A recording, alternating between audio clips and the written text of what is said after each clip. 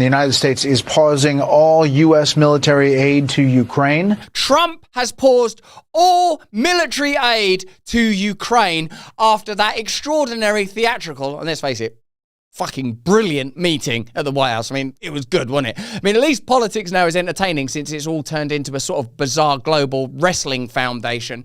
But what does this mean for the people of Ukraine? What does it mean for your tax dollars? What does it mean for British kids that might be asked to fight in a war against Russia right now, as if it's like not for 1914, we were on the same side as Russia then, or by 1917. In any event, we are back in a time of global conflict that's very difficult to trace, track, and keep up with. Let's do our best to understand what's happening just the last week when it comes to Ukraine and US. And is there a way back for Zelensky? Let me know in the comments and chat. Should Zelensky just go, I overreacted in that White House meeting, sorry about that, guys? Or should Zelensky stick to his guns? And is he going to have guns anymore now that the United States are officially not providing him with any? Let's have a look. Reporting the United States is pausing all U.S. military aid to Ukraine until President Trump determines the Ukrainians show a commitment of good faith peace negotiations. That's according to a senior Trump administration telling Fox. This is not a permanent termination of aid. It is a pause. The orders are going out right now. The official said this in response to Ukrainian President Zelensky's conduct over the last week and his words over the weekend. So it's all stopping, Brian. Yeah, well, he needs an apology. President Trump says, I need a direct apology. This can be fixed with a phone call. Sorry if things went off the rails. Like the first 45 minutes of our talk. Didn't like the last 10. Shouldn't Zelensky do that? Let me know in the comments and chat if you think that Zelensky should say, sorry about that, I overreacted. Because what this is like, in a way, is when a movie franchise makes a first movie, like, I don't know, one of them new Star Wars, and then a new director takes over for the sequel who has a different vision for the franchise. Remember when Luke Skywalker threw that lightsaber away? He would never do that. It was his phallus. It was his weapon. It was his crucifix. It was his connection to divine power. For the last administration, it was convenient for Zelensky to be seen as a patriotic hero representing the interests of the Ukrainian people and standing up in a David versus Goliath way against the oppressor and aggressor, Putin. That role has been suspended. Zelensky now is required to be contrite and to be open to reconciliation and peace with Putin, which ultimately has to happen if you don't want to see more Ukrainians die, more Russians die, British people, American people, depending on what configuration of perpetuating war we are being invited to participate in.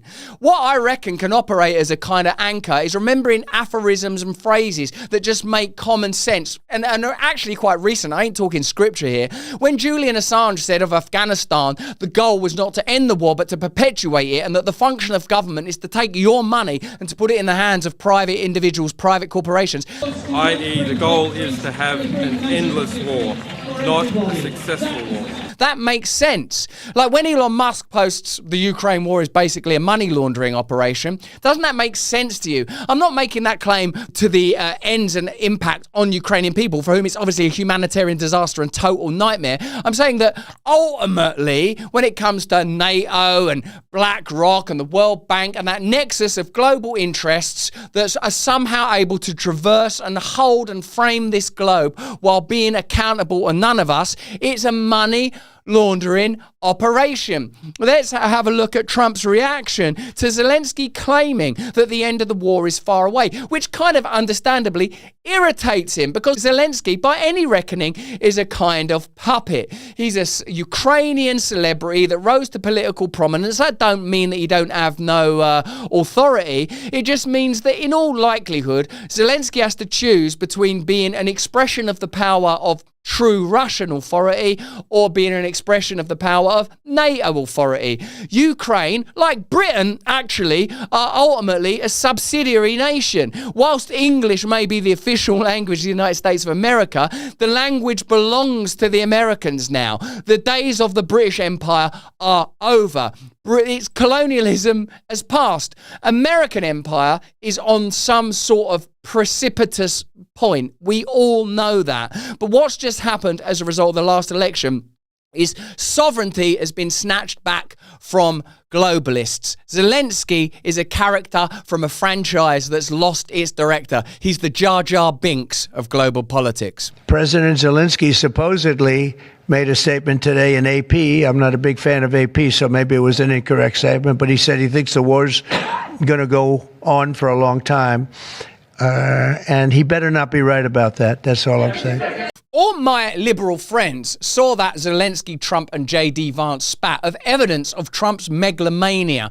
But I see it as a kind of advance in political discourse. That now these things are happening, as I said, in a kind of WWF way, like it's bizarrely expressionistic and somehow oddly archetypal, unlike the insidious and deceptive political discourse of the preceding years. You knew during the pandemic you were being lied to. You knew that vaccine was probably doing that the measures were made up on the spot. Wear a mask 6 feet apart. And then you noticed as we escalated or almost transitioned from the pandemic into the Ukraine-Russia conflict that the same tropes were at play. Remember that meme of Indiana Jones replacing the magical Philosopher's Stone artifact with a bag of sand when we were invited to start thinking about Ukraine and Russia as the new humanitarian cause that we all had to invest in. What's happened is that bubble has popped now, but figures like Chrystia Freeland, Keir Starmer, and Kamala Harris, who looks like a spectre when you see her haunting California much too late after the smouldering flames that she still claims to be able to smell. They're trying to keep alive discourse that's dead now. And most Americans believe that Trump will do a better job of bringing about peace than Biden or Kamala Harris or whatever stooge they stick out there ever would have done. Let me know in the comments and chat if you agree with that, and let me know, what is the aim here? Can you ever zoom back and get a 50-mile high perspective on this and think, well, what's best for Ukrainian people, Russian people, and for the world at large? It's obviously for some sort of ceasefire and some sort of peace deal, isn't it? I mean, who's going to argue with that? I'll tell you who. You're going to argue with it if you're British, because you might get conscripted. Are you a yo-yo dieter? You lose weight, you gain the weight back again, you hate yourself, you be sick, you're standing in front of the mirror, you're crying, you're screaming the names of the Lord into a broken mirror. That's got to stop. It's time for you to try lean instead of that weird serial killer thing you were doing just before. It's dangerous to be a yo-yo dieter. Studies show that you can increase the risk of heart attack, stroke, type 2 diabetes, and other health problems. Breaking free of your yo-yo diet pattern is the main reason doctors created lean. Lean is a supplement, not an injection, and you don't need a prescription. It's not like that crazy thing, Ozempic or whatever it's called. The science behind lean is impressive. It's studied natural ingredients target weight loss in 3 powerful ways. Powerful way 1 helps maintain healthy blood sugar. Powerful way 2 helps control appetite and cravings. Powerful way 3, it helps burn fat by converting it into energy. That's 3 powerful ways. Listen, if you're tired of losing weight, then just gaining that weight back again, if you want to lose meaningful weight at a healthy pace, Lean was created for you.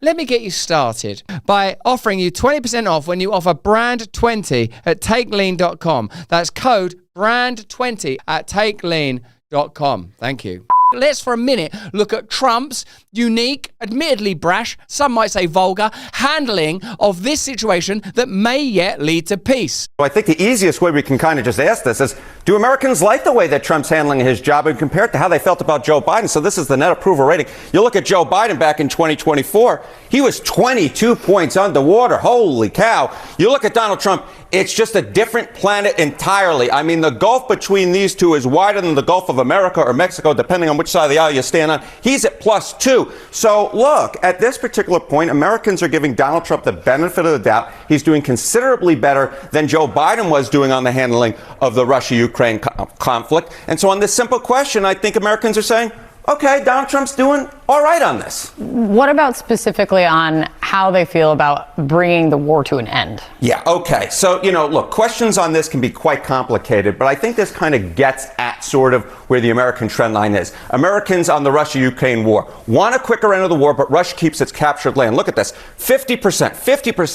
bare majority coming in here, support Ukraine's right to fight, even if it means a longer war. That's at 48. This is very, very close. But the trend line on this question is so important because that want a quick end of the war, look at this. You go back to August of 2022, it was at 31%. Now we're at 50%. I mean, that is a rocket ship upwards in terms of the Americans who want a quick end to the war, even if it means Russia keeps the captured Ukraine land. Americans are moving closer and closer to wanting a compromise, even if it means that Ukraine doesn't really get what it set out to want, at least at the beginning of this war. One person who definitely benefits from a perpetuated war is Zelensky, who probably senses that when the war ends, his authority and power ends with it. You need no more stark and obvious image than Zelensky standing alongside King Charles III of the United Kingdom to understand that what we're talking about is a shift in sovereignty, old school power versus new populist power. I reckon it's pretty clear that Zelensky remains affiliated with the type of powers that had authority prior to Trump's landslide victory. It seems that Zelensky, in spite of all the evidence to the contrary, if you were to consider it simply from the perspective of preserving Ukrainian territory and Ukrainian lives, benefits from this war continuing. Certainly, he's a participant when it comes to any negotiations for a peace deal. What is his position? And is he, as Trump said, tangoing his way into perpetuating this conflict? Russia says that your administration's foreign policy is, quote, largely in line with their vision. Well, I'll tell you what, I think it takes two to tango, and you're going to have to make a deal with Russia, and you're going to have to make a deal with Ukraine. You're going to have the assent, and you're going to have the consent from the European nations, because I think that's important, and from us. I think everybody has to get into a room, so to speak, and we have to make a deal. And the deal can be made very fast. It should not be that hard a deal to make. It can be made very fast. Now, maybe somebody doesn't want to make a deal. And if somebody doesn't want to make a deal, I think that person won't be around very long. That person will not be listened to very long. Because I believe that Russia wants to make a deal. I believe certainly the people of Ukraine want to make a deal. They've suffered more than anybody else. We talk about suffering.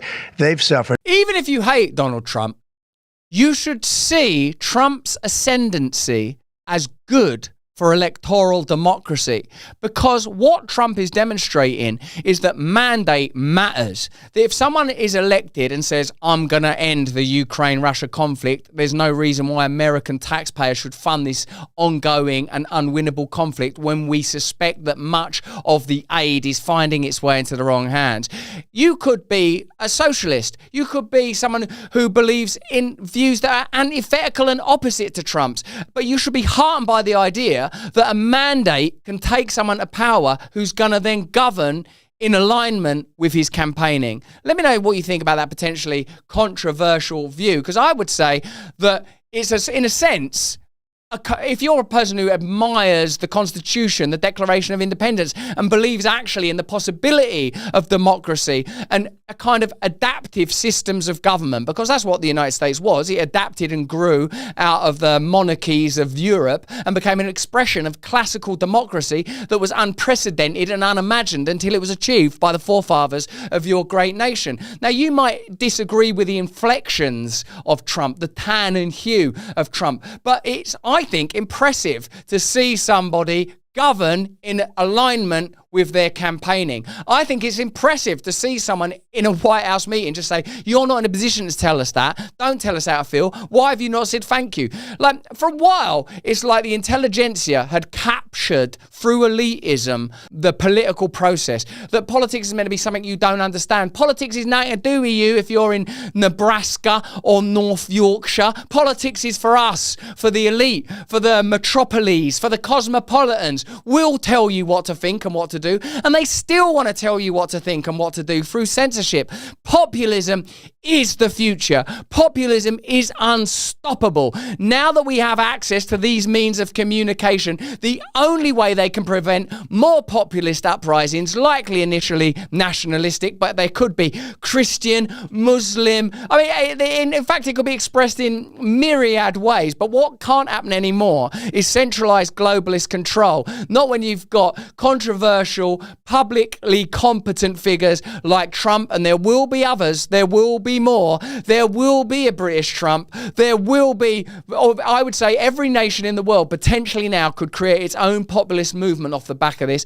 Globalism was an understandable response to the wars of the 20th century. That was a good way of ensuring peace in Europe. But globalism became captured and co-opted, and it became a force for hegemony and homogeneity. All of us were losing our freedom. We all saw and learned that during the pandemic. I would say, even if you hate Trump, you have to acknowledge that he's a brilliant bulwark against globalism, and that was the real threat that we face. But that's just what I think. Let me know what you think in the comments and chat. Tell me, should Zelensky just come out and apologize? Say, look, I'm really sorry. I'm sorry about that. I overreacted. I got carried away. I thought that the power bestowed upon me by them globalist overlords was real. I didn't realize it was transitory. And with the machinations and tectonic shifts in American politics, everyone's going to have to reconfigure. We could yet see the collapse of NATO, but also, terrifyingly, we could see the UK joining forces with the Ukraine in a global war against Russia when America are looking to broker a peace deal. That sounds crazier than anything you're likely to hear on independent media, even with Tate appearing on PBD. We're going to be covering that, as well as Musk on Rogan and so much more. Hey, thanks for watching. If you want to see more uncensored content where free speech can flourish, join our live stream. Click the link right here to watch the next video if you want to, or become a member of a growing movement. Download the Rumble app and you'll be informed every time we make a new piece of content. Stay free.